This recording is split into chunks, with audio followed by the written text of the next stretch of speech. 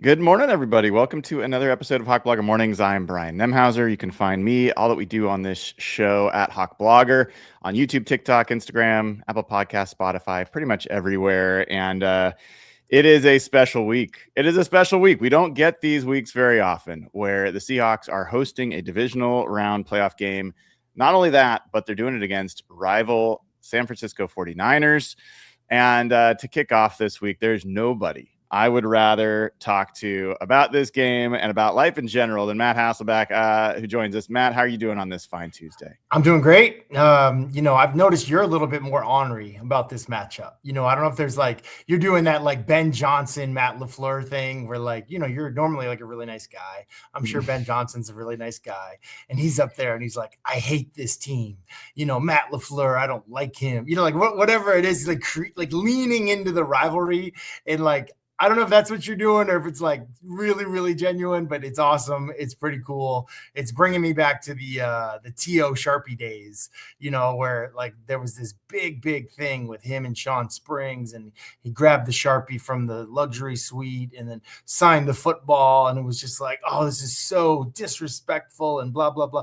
Well, it turns out the guy he got the Sharpie from and signed the football for was both of their financial advisors, they shared, and they don't hate each other. And it just added to this excitement of the rivalry, because the NFC West, really wasn't a thing until I think 2002. And Right.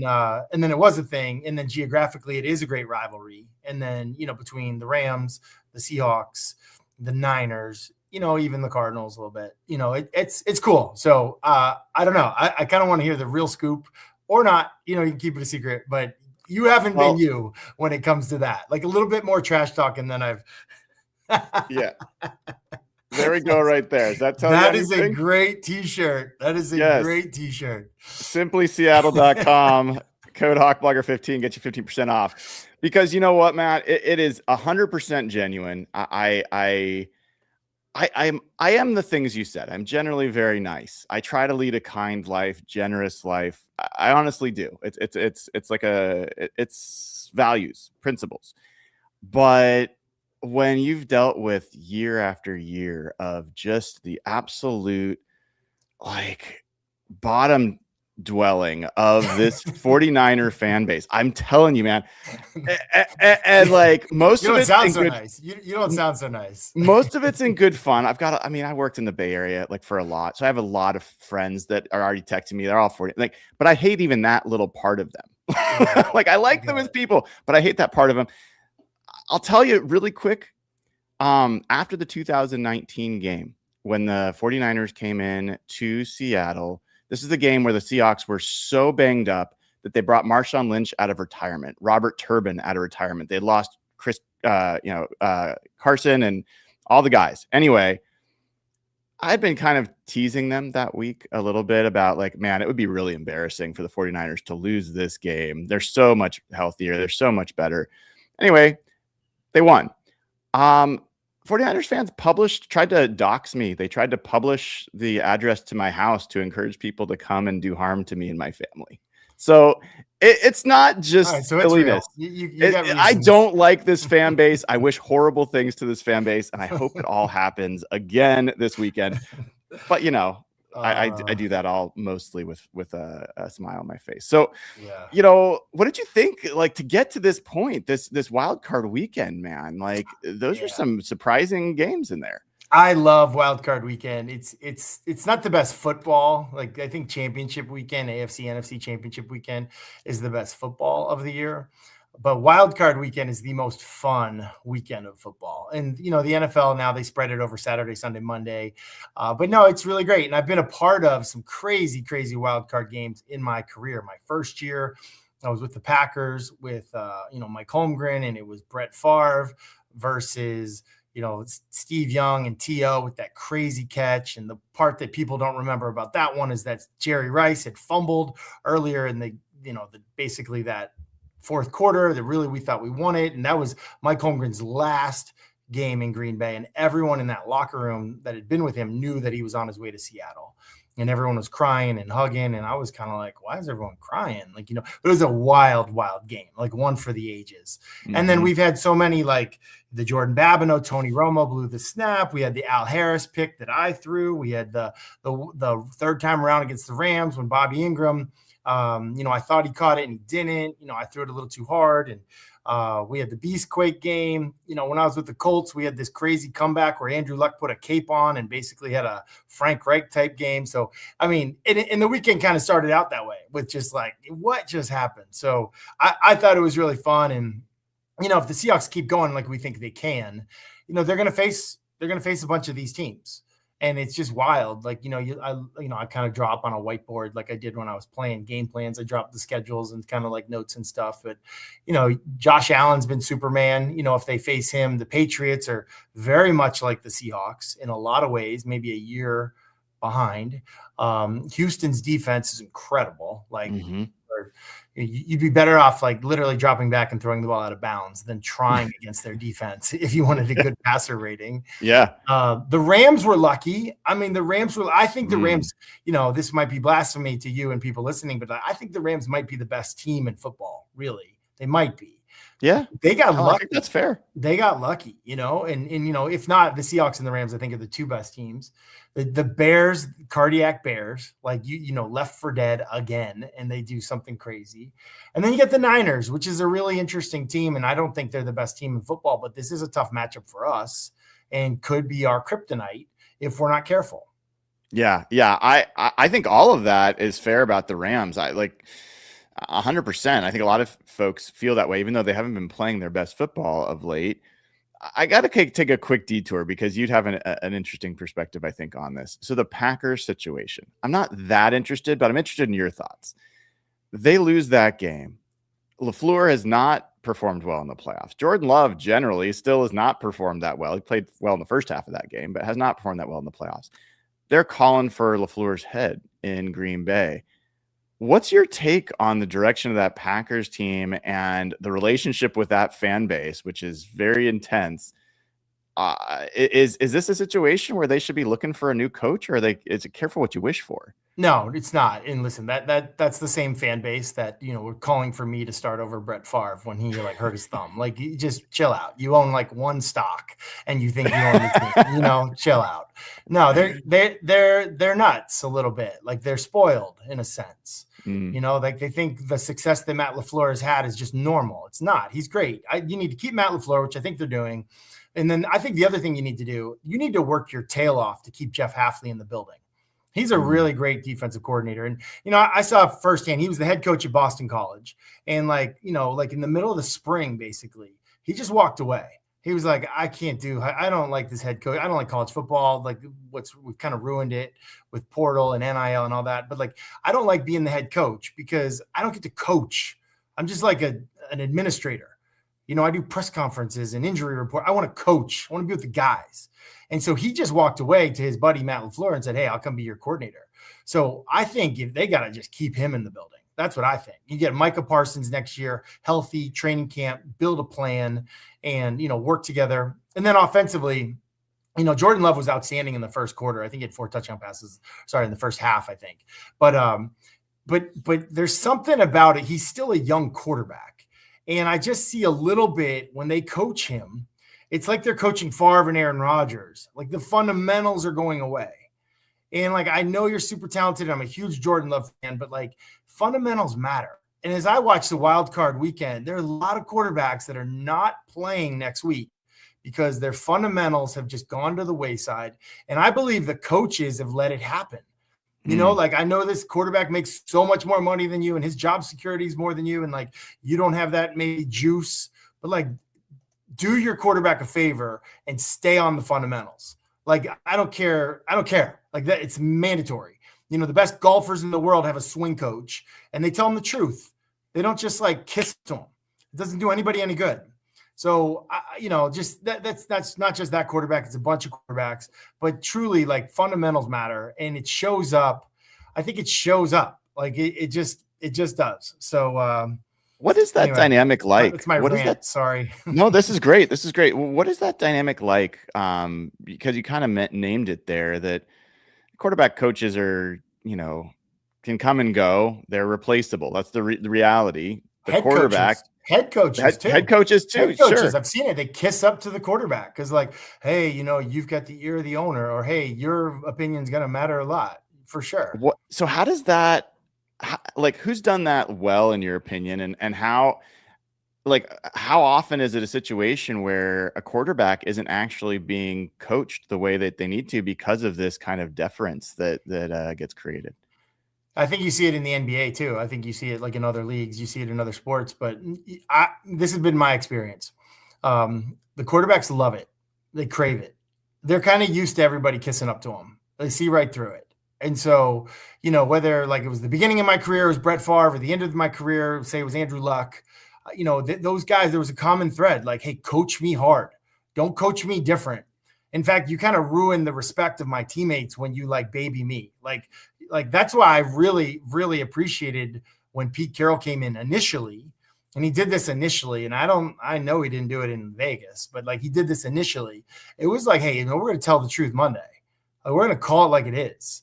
And I don't know what it was like when I left Seattle with Pete, like if he still continued to do that, but he did that in a real way. And it reminds you of the stories that you hear of the kind of the glory years with Bill Belichick and Tom Brady, some of like guys like Bruce Arians, like if you're like, whoa, if you're getting on him, if you're telling the truth to him, you can say it to anybody. And I just, that's a great thing. First of all, it's good for you, the player, to get coached and, constructively criticized. And then it's also just good for the entire, I think, the organization, for the team. Like, hey, the standard is the standard. Like, we didn't set this standard. This standard was set by others, and we're striving for it. So does that help like kind of outside the system quarterback coach like Jordan Palmer, who works with Sam Darnold and Josh Allen? Do quarterbacks seek out guys like that because they'll be more honest and direct than they'll get from sometimes their own team? Yeah, it's a good question. Jordan's created a great little community of guys that work with him in the offseason. And, I think it's like a brotherhood. When I was growing up, there were things like Quarterback Challenge, and, those guys got together and they'd support each other's charity golf tournaments and stuff like that. And it's kind of changed through the years of like what that looks like. Those things kind of go away. And then the Pro Bowl used to be a thing, and that's kind of gone away. And now, nobody even goes at the quarterback position. And then now they don't even play the game. But no, I think there's a lot, there's a lot that goes into it. It's looking in the mirror and say, hey, what are 3 things I want to get better at next offseason? Maybe it's even, but at the end of the day, I just think like your real season is happening like now, and the guys you're spending, like when you're a quarterback, you go to work, it's dark out. You go home, it's usually dark out. And so like, these are the people you're with. In a way, what do you do all day? You watch film a lot of the time of you in slow motion. Like everything you do, you watch your warm up. You sit there for like literally 15 minutes and you're on a line and you like watch the first step.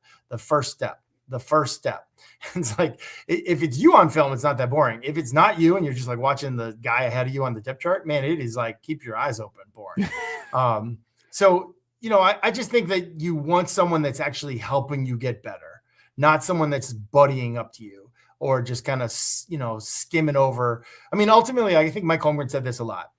When he'd be really hard on us, he'd say, guys, like, I know you think I don't like you, but it's my job to push you to be even better than you even think you could be. And, I just appreciated it. I didn't always love it. I didn't always agree, but like at the end of the day, he was right. And it was helpful and it was hard. But again, that's like one of the things that made Sundays like not as hard. Yeah. Yeah. I mean, that's honestly relevant to anyone's job, anyone that's been in a job that like really good leaders actually really appreciate people that are honest with them and give true feedback, because it gets to be very rare that people are willing to kind of speak truth to someone who might be in a more powerful position. So I gotta wonder about where your head goes when you've got this unique situation for the Seahawks and the 49ers, where for the Seahawks, the last team they played was the 49ers. It wasn't that long ago. It's also the 3rd time that they will have played each other. And it's a divisional game that they've played, now for a few years, right? At least Mike McDonald involved.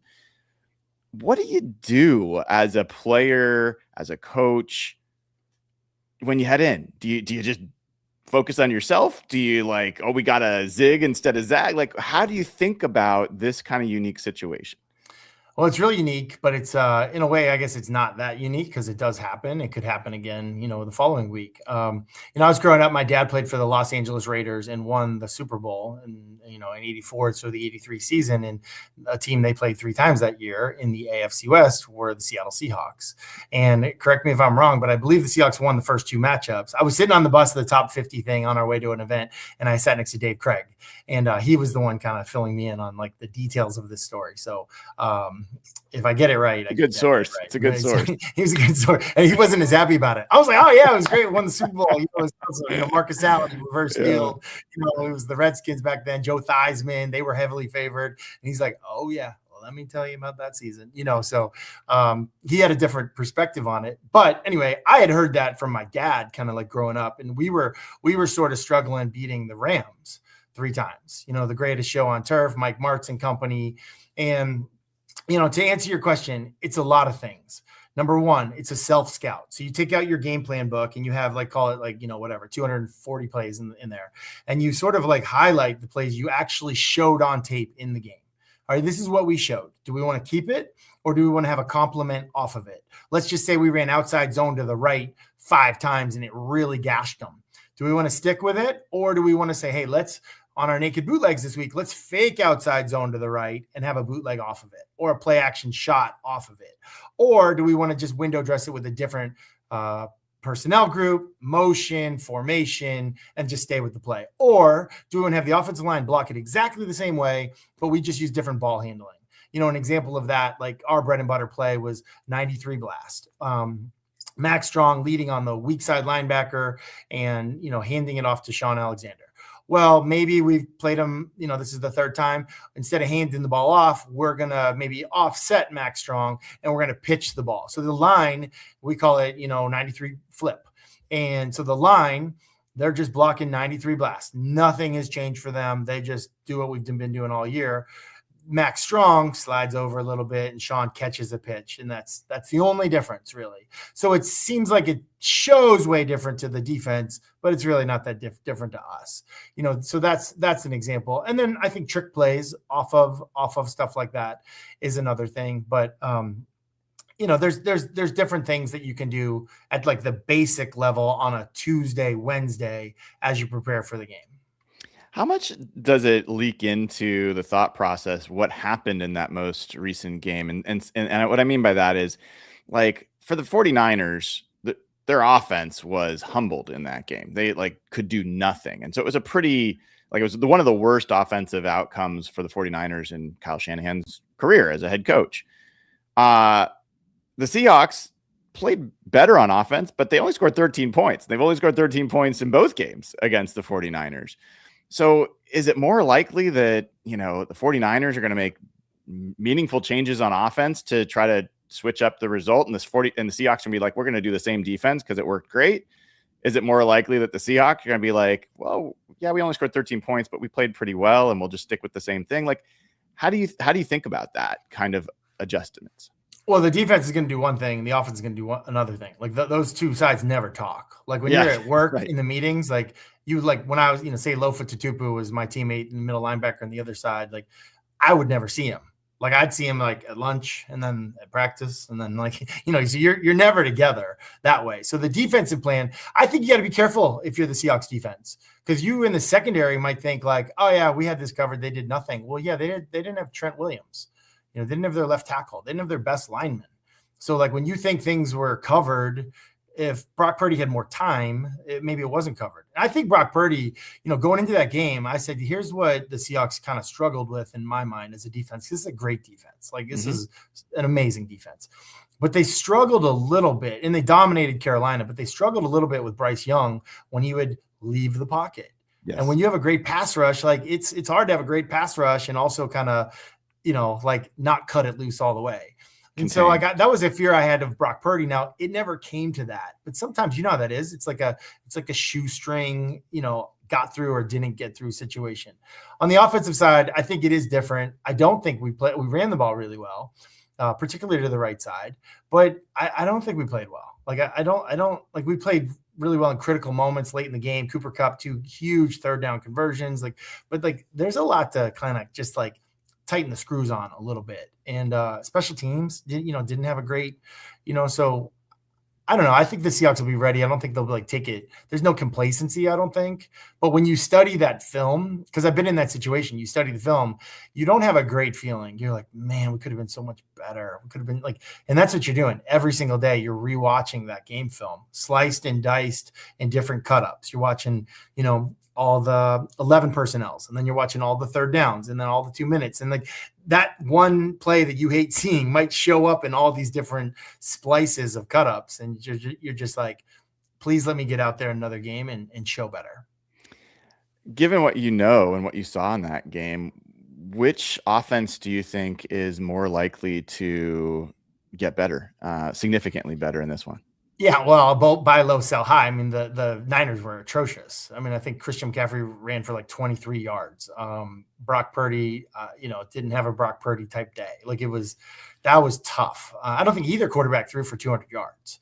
And I don't think the Seahawks ran the ball well, but didn't have a 100-yard rusher. It was more of a committee type thing. But like, if I'm recalling, like they kind of had their way in the run game, which was like a little bit like dominating. But complementary football does factor into it. So, yeah, I think the Niners will have a much better day. I still think the Seahawks get the win, and they should get the win. There's a lot of reasons they should get the win. I just think that you got to be careful because this is a team with nothing to lose that has showed the propensity to pull trick plays from like 2019 and, kind of have this like Kyle Shanahan-esque sort of game plan where like, we got nothing to lose, man. We got nothing to lose. And they're a confident bunch. Maybe they even shouldn't be, but they are. And I do think it's a little bit dangerous. So one kind of nuance here is coaches are being requested, coordinators being requested for doing their own interviews to be a head coach somewhere else. That obviously happened a bunch with Clint Kubiak and Adam Dirty. Those are now done, at least for this period. But I want to ask you about a specific scenario. It's a hypothetical. But let's say that, Clint Kubiak has on good word he's going to get one of these jobs and he's going to accept one of these jobs. He just knows that now through that process. The human side of that, like, is there a potential risk of like, that your family's going to move, you're going to be having to go somewhere else, whatever happens here is not going to be what you're dealing with next year. Is there any chance that affects just the human side of how you prepare for a game like this? Yeah. There's 24 hours in the day. And it's not even like your fault. Like usually when you get a head coaching job, you have to change your cell phone number right away. Because I don't know if people know this, but typically how like coaching staffs get put together. Right. Is not like LinkedIn or something like that. It's everybody who knows somebody who knows you kind of calls on your behalf. There's guys that are out of work right now. There's eight head coaching opportunities right now. So now all the 8 coaches are done and 8 coaching staffs are all out of work. And now they're all looking for the right opportunity to come back. So let's just say that Clint Kubiak gets named head coach. That phone is blowing off the hook. Everyone that he's known, everybody that he's friends with, everybody that he's friends with that has a friend that needs a job, like it's just going to be nonstop. And so like there's a balance there. Like you got to like try to be all in. And then, I dealt with this. Like we had coaches that would interview for jobs while it's going on. And I'm sorry, like I know your attention, you're doing your best you can, but like 6 hours on a Zoom and whatever preparation, like that's not nothing. Right. And even not even to be a head coach, maybe it's a quarterback coach who just took a OC job. That happened also while we're in the playoffs going into the divisional round.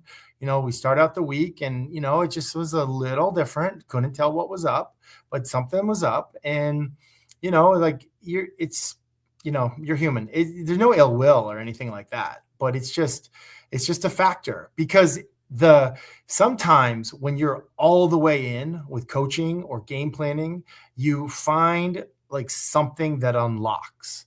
Like it unlocks the game plan. Like you mentioned the Rams. I'm just thinking about this real quick. We in our screen game against the Rams, like we love screens against the Rams, but only if they rushed like straight up field, not if they did their like little 4-man TE stunts and line stunts. We hated it. Like it was just like, we had no way. Well, deep in our, third time playing these guys, talking to somebody like Grant Wistrom or one of those guys. It was like, hey, if you want to take the TE stunts off, just make an ISIT call. We're like, what do you mean? Like, oh, that's their call. Whenever they want to take off the TE stunts, they just say ISIT, ISIT, ISIT. So here we are, when we're going to run a screen against them the third time, we're up there like blue 42, ISIT, ISIT, ISIT, blue 42, ISIT. And like now all of a sudden we just made the call to take off their line stunt, but like you're not going to, like, sometimes it just takes everything. And so like if you're going and doing the other stuff, I don't know, I just think it hurts the chances of finding those nuggets. Yeah, that's fascinating. And I also think there's this human part of like, okay, and you can't really finalize it until you're done. So like every week you win, it's like a little bit more pressure builds on having to, like, your staff that you're going to build is getting hired by other people. And so, yeah, it's a unique kind of situation. It's better than the old Miss situation. I don't think the coaches are any less out, because they're like, you're right. You're like, you're running a marathon and like you can see the finish line. I think they're all the way in, but it is hard. Just your time. It's just like your time is tough on that. So every coach everywhere will always say football game's a football game. It's like the Hoosiers, like measuring the court and the basket. It's the same thing, right? I'm curious from your perspective, is playoff football different than regular season football? Yeah, it is. It is. And I don't have necessarily a way to quantify it, but I could tell you, like, nothing really hurts. You know what I mean? Like the injuries that hurt all year long, like, they don't hurt. The thing I could equate it to, I think, is, I don't know if you ever like played sports and had to do conditioning at the end. And let's just say you're running like 18 gassers or something like that. And like, they're hard, whatever, they're hard. And like the number 17 is hard, for whatever reason. And I wasn't really this way, but like, I feel like everyone else was like on 18, like no one's tired anymore. Like they run their fastest time on the 18th sprint. And like, what was that? Like, were you saving up? And like, I don't think you're necessarily saving up, but there's just something about like, we're right there. We're right there. And so like your last one in some way, like, wasn't as hard, and you're just excited to do it. And it's the fastest one. That to me is playoff football. And then when everybody's playing at that like heightened level, it's just like, that's when they say, oh, the game is faster. Like, well, how's the game faster? Like, we were trying as hard as we could the last one. How's it any faster? It's stuff like that. And I can't explain it, but it's just like, I promise you, it's I don't care the sport, that last wind sprint, unless you're completely out of shape, it's usually the fastest. Well, I've heard from AB, you are an avid exerciser with the family, so I doubt that's an issue for you. But this is a hard question to articulate, so hang with me if you can. You've been part of playoff teams that have played one game and been done, and that's the end of the season. You've been part of playoff teams where you've gotten all the way to the Super Bowl. I'm curious if you think back to those times. Could you feel that like this was potentially like this was your last game? Could you feel like other times where it's like, no, this is the next game, but we're gonna win? Like, did you feel a difference between those teams and going into those games? The mindset was always play every play like it's your last, play every game like it's your last. Like, I think that was like the sort of also a thing that like really is helpful. But no, like early on, like in that 0-3 wild card that we lost to the Packers that ended in the interception that I threw in overtime, we were just kind of happy to be there. Like, truly, like, we were just like, how fun is this? Like, we get to be here. Like, let's just have so much fun. After that, no, it was pressure mounting. Like, we cannot miss. Like, we need to come here, Victor. We need to leave here. Like, we're not leaving here without a win. We're not. And the pressure of that is different and it mounts. So I don't know if that answered your question, but like for us, that was clearly the thing. Like, losing would almost be worse than winning would be good. And did you feel like the people on the team that had the experience felt it differently or conveyed it differently to other players? Because some of the players in that locker room probably had been through that. Some of them hadn't. Yeah, for me, like, I played with a lot of guys that had Super Bowl rings but had nothing to do with it, and so like I didn't need to hear from you.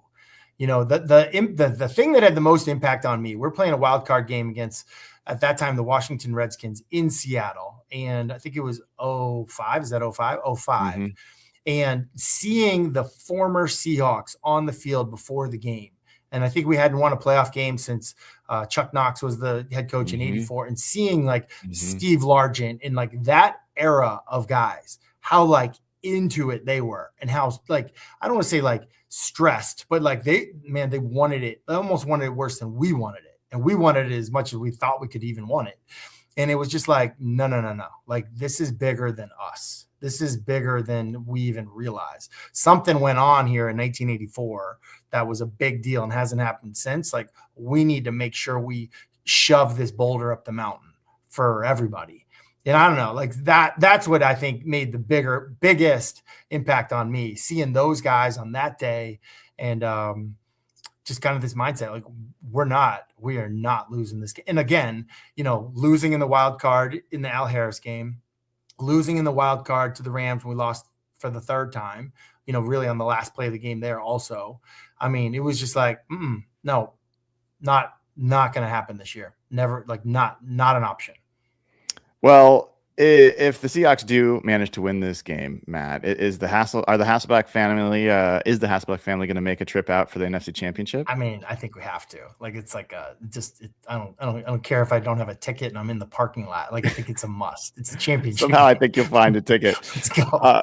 Yeah, it would be really special. I think it would also be really cool. Be Jody Allen's probably first time raising the 12 flag. Like the way Paul used to in that moment. Because that was incredible. Like, of all the memories when he raised that flag, I don't know. I mean, I get goosebumps. Like, that was so incredible. It was special. Carrie Underwood doing the national anthem, Mr. Allen raising the flag. I've never been a part of an atmosphere like that. That was unreal. It was electric. Well, Matt, before you go, I think I heard that you were an emissary for the league internationally. Is this true? Jawohl. Yeah. Right after this, I've got a, I don't know, kind of like a media, like, I don't know, press conference, roundtable. What do you call it? With like 10 media outlets in Germany. As you know, the Seahawks are kind of tagged with the German market there and have played games over there. So we're talking Seahawks football. And, I do know the German Seahawkers. I mean, they seem like they're everywhere. They are. But I don't recognize a lot of the media outlets. So I'm looking forward to like telling the story of this team, though. It's been fun, kind of doing this with you this year, and not just for me, normally the national scene, but really plugging into this team and following them, and they're having this incredible year. So sharing, I guess my perspective on this team and how good they are and how good they can be and how big this game is this week. It is a monster game that I think we can win. So yeah, I'm excited for it. Well, they could not find a better person to keep them wrapped in attention for all the stories. I'll try not to say anything wrong and like screw up international relations. Sometimes I talk too much.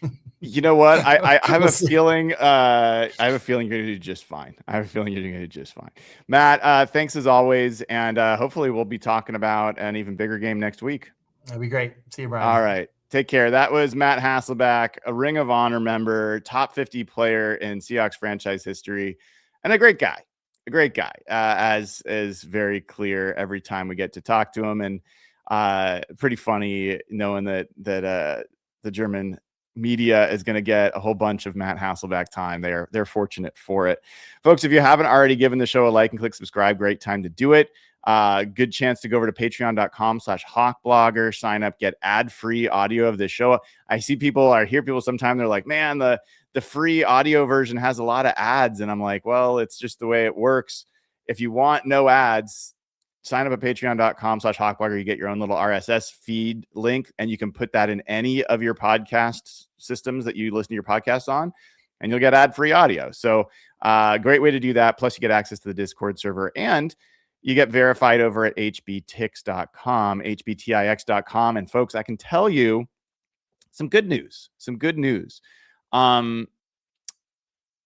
First of all, some silly news. I made a mistake on the platform yesterday trying to do something helpful, and I did something that messed up the system, and a bunch of tickets got delisted.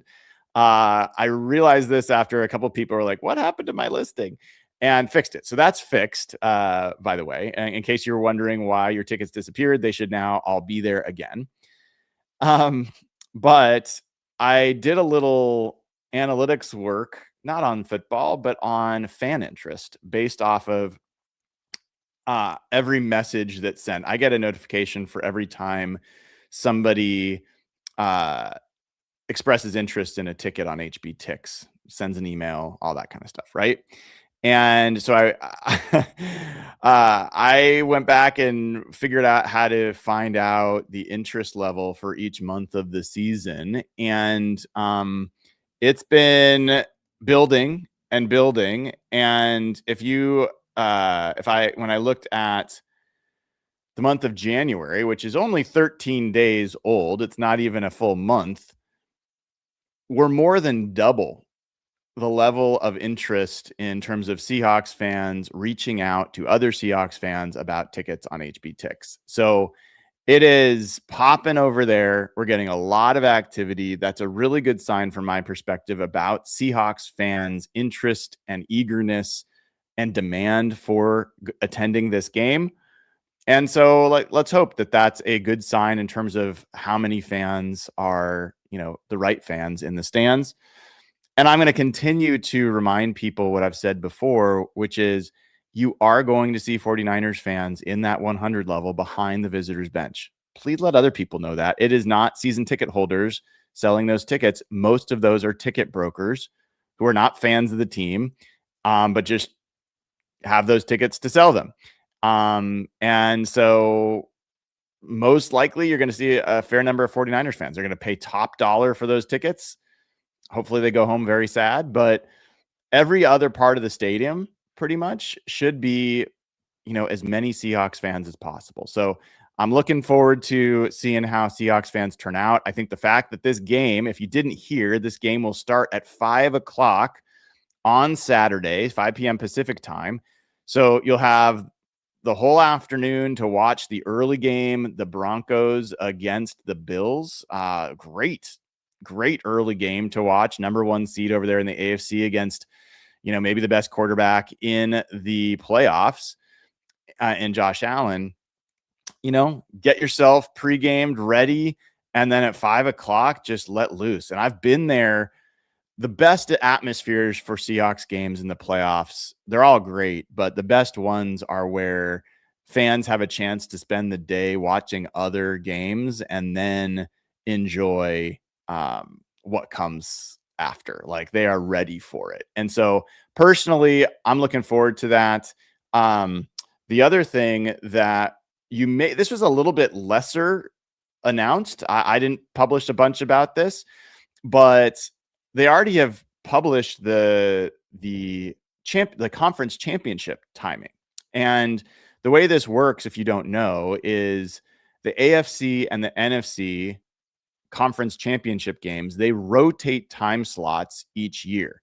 So this year, it's the NFC's turn to have the late window. So if the Seahawks win, they will play 3:30 on Sunday, January 25th. So they will have the late game again in that case and be able to watch the AFC championship, which, for what it's worth, has been my experience in the other 2 times. If I remember right, definitely for the 2005 squad, you knew already, watched the Steelers thing, knew that the Steelers were going to be the team you played. But having a NFC championship Sunday where you get to pregame early, and it is crazy downtown in those situations in terms of, I remember there was like every single retail outlet in SoDo, which is South Downtown in Seattle for people that aren't from here, was like, they literally were unboxing flat screen TVs and hanging them up on walls and connecting them to cable, because there were so many people in and around the area that would just wanted to hang out and drink and eat before this game. It went well beyond the bars, well beyond the restaurants. There were art galleries, like everywhere was trying to bring Seahawks fans in. And it was just, it felt like such a community and communal experience, just everybody there knowing what they were there for and the just collective energy. It was so amazing. Like that 2005 NFC championship, as much as the win against the 49ers was the best game I've ever been at, the experience and the atmosphere at the game against the Carolina Panthers in 2005 was never be beat. Will never be beat. It's hard to replicate your first time, and that's what that was. So I'm just looking forward to it. I'm not looking forward to the conference championship yet in terms of like ignoring this game, but odds are I do believe the Seahawks have a better chance of playing that game than not. And we'll get more into the matchup and some of the details of it tomorrow in First Look. Grant Cohn will join me tomorrow again, so we'll have that going on. Wednesday night, 5 p.m. Pacific time, it'll be Real Hawk Talk with the OG crew, Nathan Ernst, Evan Hill, myself, and Jeff Simmons. Thursday, we've got confirmation. We will get not just Brett Coleman from Bootleg Football back. We will get Mina Kimes from ESPN, friend of the show, back. We will get Brian Baldinger. Baldy will be on the show. So we'll have a blowout Thursday. And then Friday, we're going to have Jeffrey Dean Morgan again. We're going to have Dave Bowling and Mike Sando again. So tons and tons. And there's still one more guest. I'm waiting for final word from this person, but I think there's one more special guest. I'm hopeful we'll be able to land this week. So keep your eyes and ears out for that. Make sure you subscribed to get all that information. I already pumped it once. I'll say it again. If you want one of these shirts, 12 greater than 49, it's a great week to be wearing them. Get them at SimplySeattle.com. Use promo code HawkBlogger15. You can get all sorts of great stuff. If you want Division Champ, hats, they've got those now. If you want the ones the guys were wearing. I was wearing my beanie yesterday, which I love this beanie, this playoff beanie. They've got those there. They've got all sorts of great stuff. SimplySeattle.com, promo code HawkBlogger15, and we'll see if I can get focused again. There we go. And then also, if you have not gone over to the Sleeper app, now is a great time to grab the Sleeper app. Download it, use promo code Hawks, get up to $100 match on your first deposit. Terms and conditions do apply. So see Sleeper's terms of use for details. Currently operational over 25 states. Check out Sleeper today. And I mentioned this yesterday, but we just started working with a new brand. And I've tried to be particular in who we work with. It's a brand called Duer, D-U-E-R, and they make primarily jeans, but they make all sorts of great clothes. And they're really interested in getting like into the Northwest market. And so we've been working with them, and I got my jeans from them this weekend. I got a shirt from them. And as I said yesterday, I'm not the easiest fit with jeans. I don't know if you've ever had, if jeans are easy for you guys, but they're not always easy for me. I'm built like a soccer player. So they're fantastic is the short story. Like they're really, like, honestly, I could tell you authentically, really surprised how great they are. They're awesome. So we got a special deal for you. If you go to Shop Duer, which is SHOPDUER. So shopduer.com/hawk. So, do that URL, shopduer.com/hawk, HAWK. You get 15% off your first order. And that is a great deal. So take advantage while it's available. We're going to be working with them at least through the playoffs. So looking forward to continuing with them. All right. So let's see. Do we have any super chats? I don't see any in YouTube. Let me check to see if we've got any on Venmo. Venmo.com /hawkblogger is the place to go. And let me do a quick check real quick. I also appreciate the folks that have been contributing to help with, like, if you make a sale on HB Ticks and tipping over here on Venmo, really appreciate it. Just so you know, like, not to make this, I'm doing it and I'm happy to do it, but the platform that I built HB Ticks on has a usage metering. And so every time somebody uses it, sends an email, it ticks up on usage. And we're so over our usage. I'm paying overage fees for HP Ticks this month. So every little contribution really does help. I do appreciate it. Like I said, I am happy to take a loss on this because I think it's something I really care about, but I do appreciate it. All right. So Thanks to Brandon for tipping he sold his tickets. I heard from him yesterday and he gave a tip. I appreciate that. Francisco, I'm reading these now first before I say them out loud because I feel so bad about yesterday. That was really funny. Francisco Gonzalez says, Brian, as someone who asks Coach McDonald questions regularly, what are your thoughts on the Jaguars reporter who gave kind words to Jags head coach Liam Cohen during the postgame press conference? I'm so glad you asked that. Like, I keep forgetting about this. I actually want to talk about it with Sando and Bowling on Friday. So help me remember if I forget. But if you don't know the story, there was a reporter who, in the post-game press conference for the Jaguars, after they lost and their season was over against the Bills, basically just really expressed gratitude and positive support for the job that Liam Cohen did. It wasn't a question. It was just like an outpouring of like support and kindness, I guess. And Liam Cohen was like, thank you. And reporters from all around the web just roundly rolled their eyes and were upset about it. You don't do this. You're either a fan or you're a reporter. You're never both. I have even from Albert Breer, who I have a ton of respect for, was like, I gave up being a fan years ago. I can't even imagine rooting for a specific NFL team. This just isn't okay. And I have a few thoughts on it. So first of all, I think it was nice to have a moment of kindness in the world, period. Like, it's not a particularly kind world, especially now. I think when someone takes a chance to just express gratitude and support, it's fine. Like, is that the best use of that time? Probably not. Could it have been done privately? Absolutely. Would that have probably been a better choice? Yes. It's like lots of things there I think makes sense. But no part of me is like, God, what's this world coming to, that this woman is just being nice to the coach? Like, it's a pox on our profession. And I'm like, stop taking yourself so seriously. Like, come on. It's her choice to show up that way in that moment. It's also the Jaguars' choice whether they credential people to be in those moments and whether those people are doing things that they think are okay. PR staff, literal PR staff for the team. Now, they are reporters, they're writers, but they are employed by the team, ask questions at these events.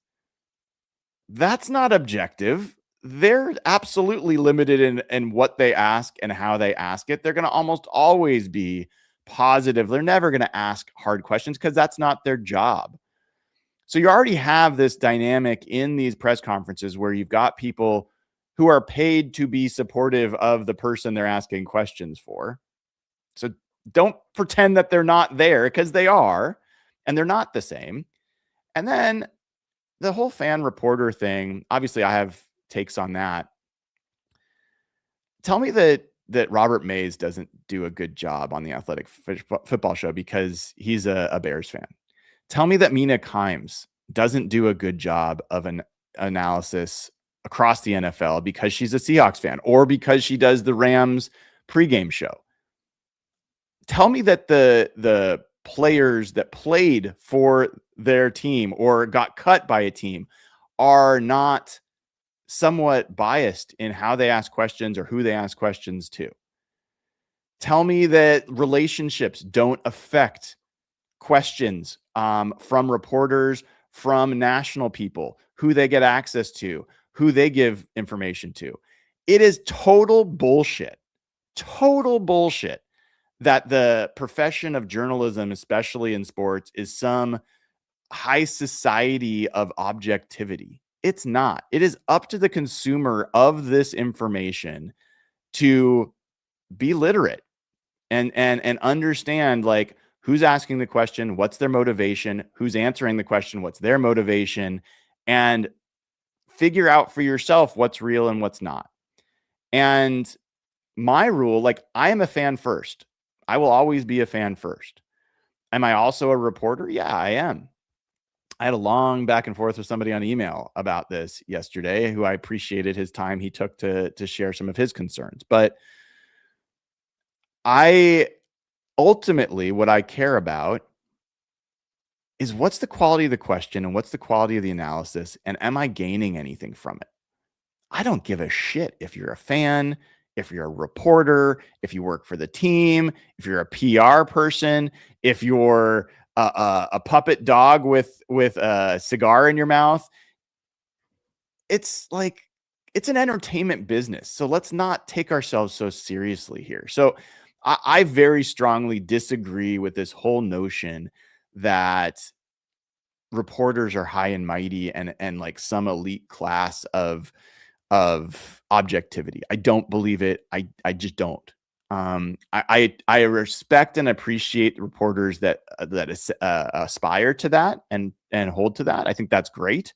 I'm not meaning to demean them, but I think the vitriol towards this woman is a lot of bad stuff. I'm not a big supporter of it. So hopefully that answers your question. Sorry for getting on my soapbox, but I do care about that topic quite a bit. And as someone who's just a fan and a consumer of content, I just want freaking good analysis. Like, someone do their job, like dig deeper. Don't ask the stupid question you've heard them answer to a million times, and like pry a little deeper. And maybe, like, that's one of the reasons I love the Athletic Football Show, because I learn when I listen to that show.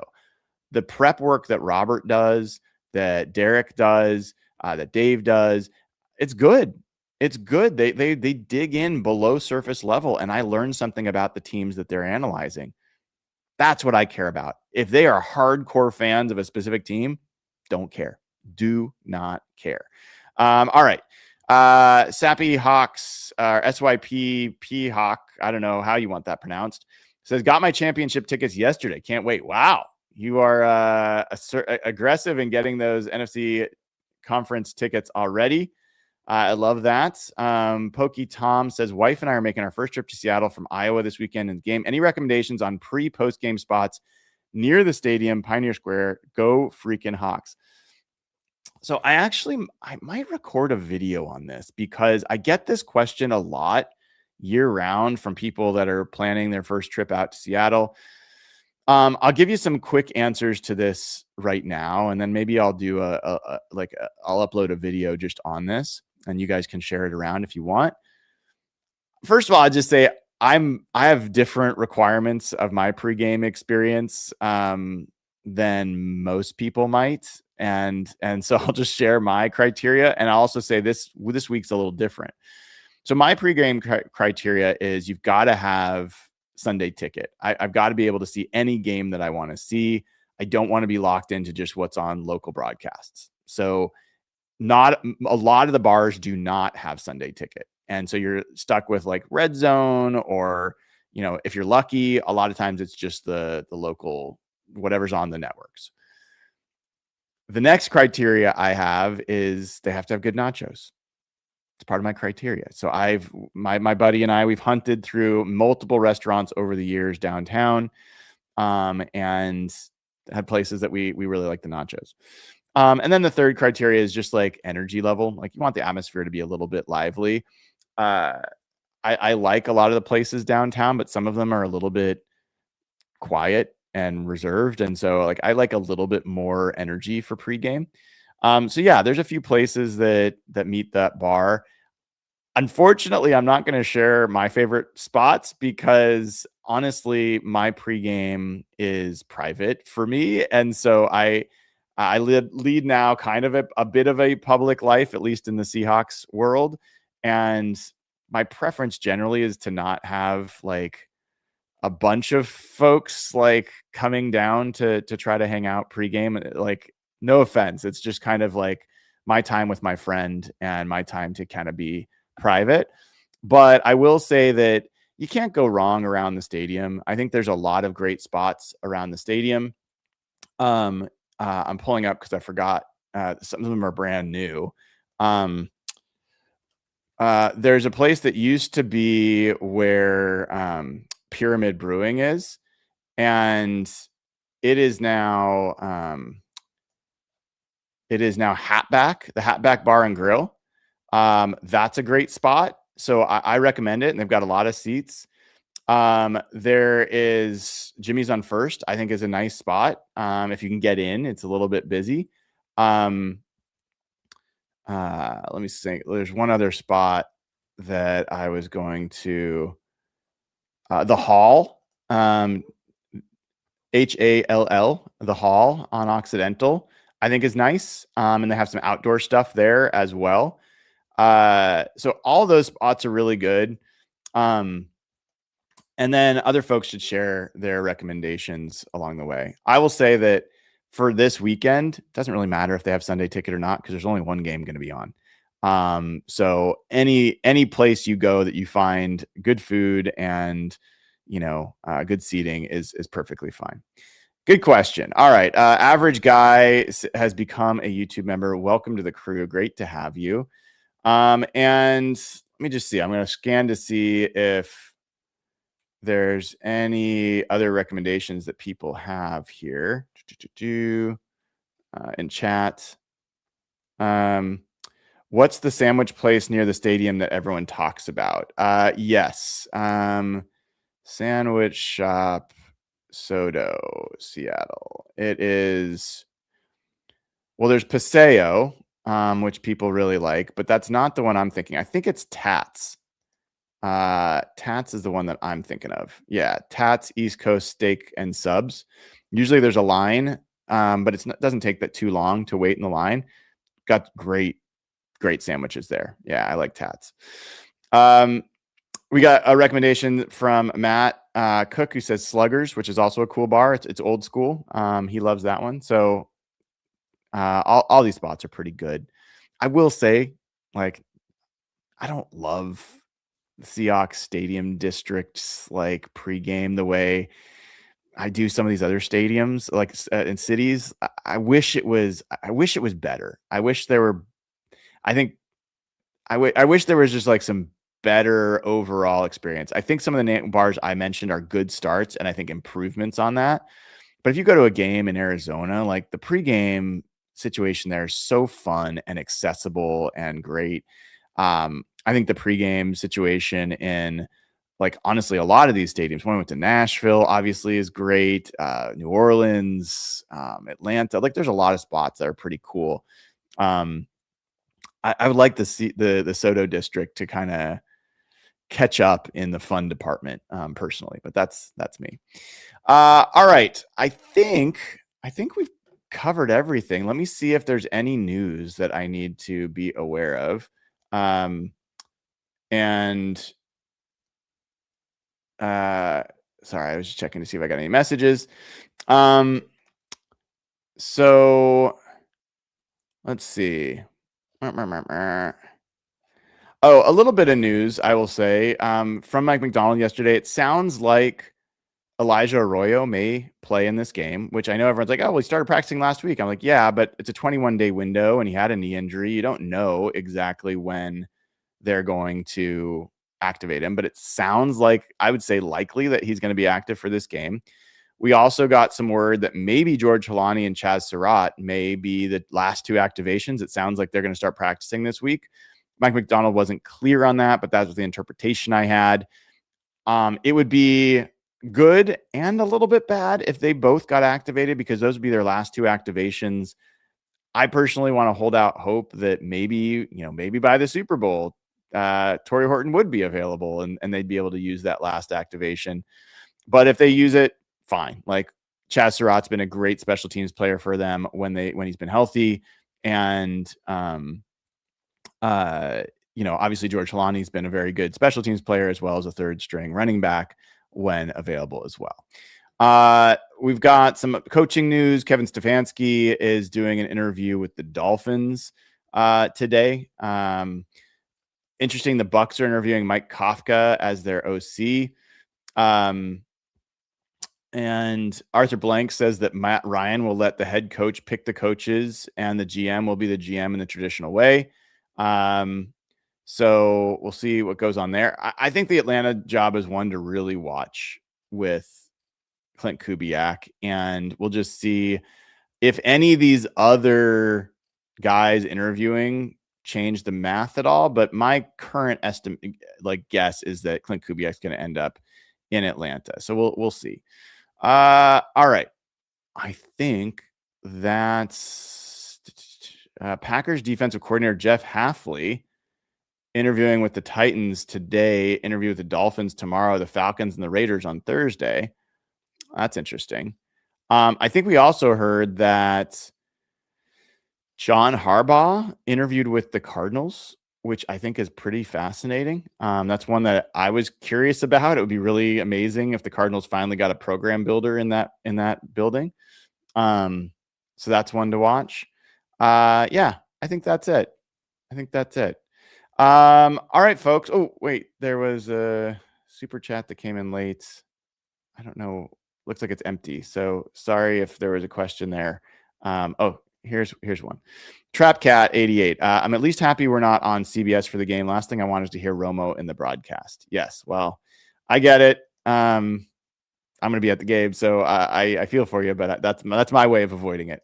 It's Zeke says, you think DK still thinks the grass is greener? Man, another drop for DK Metcalf. Early exit. I'm very, very glad to not be a Steelers fan. I feel like the Steelers are stuck in the same cycle the Seahawks were stuck in when Pete Carroll had his last few years here, where you're winning enough to make the playoffs or be close to the playoffs, not good enough to actually do anything of interest.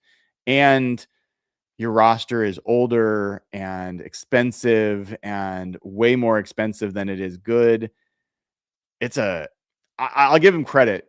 I thought after the Seahawks played them in week 2 and beat them, I thought they were done. I thought they were going to be a below 500 team. The fact that they ended up winning in their division is crazy. I do think they would have been better off if the Ravens had made that kick and that they had lost and fired their coach and turned over the whole thing. But they didn't. So I'm assuming Tomlin will be back, and that's a gross roster situation. Very much not a fan of what's going on in Pittsburgh. All right, everybody. Thank you for tuning in. I will be back tonight at 5:00 with Seahawks Collective with Annabelle Hasselbeck, as well as Rob Staten and Mike Dugar. So we'll see you there. Until then, have a great rest of your day.